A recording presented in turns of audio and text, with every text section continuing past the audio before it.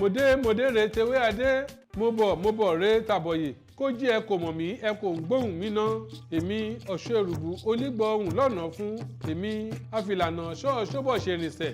Ẹ̀yin ará mo kí yín ẹ kú àfaradà. Ẹ kú àmúmọ́ra o. Àìrìná àìrílò àsìkò ìtúsonto. A kú àfàyàgbà. Kò ń le kó má rọ̀, kò ń rọ̀ kó má le.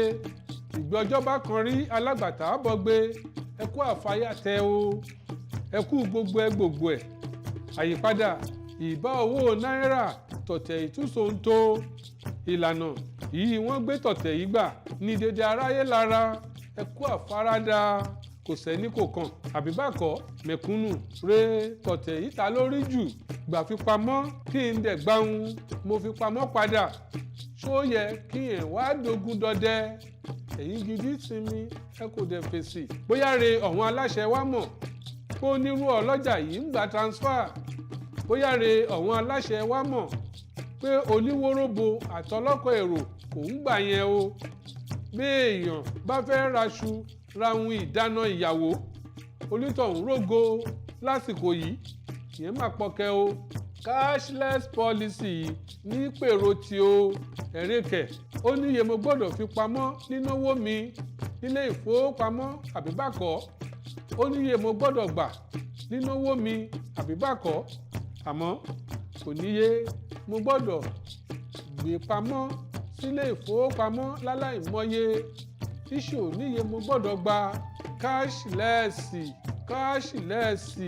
À ń fowó rawó gbowó lọ́wọ́ wọn.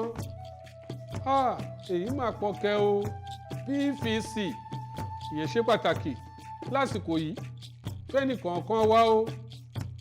PVC olúkálùkù láṣojúṣe yẹn ni re ìyẹn pàtàkì ọ̀rọ̀ torí ìnira yìí pàpọ̀jù o. Ọ̀pọ̀rọ̀ ní kágbọ̀n. Mo ti sọ iná Èdùmàrè dá mi sí kí n rí ìmúrẹ̀ sọ. Bí gànrànkò bí gànrànkò ló lọ́wọ́ ọláẹ̀kú mẹ́wàá ó tún jẹ. Èmi lọ́mọ abílẹ̀ ṣòro ọmọ awéríléyè ni. Bùnmi ọmọ AYELAAGBE onígbọ̀ ohùn lọ́nà fún. Èmi lọ́mọ Sàrùmí ọlọ́wẹ̀ á ṣẹrùbọ̀tẹ̀. Cashless policy ẹgbẹ́ yẹ̀wò ara ń nàráyé o. Ariwo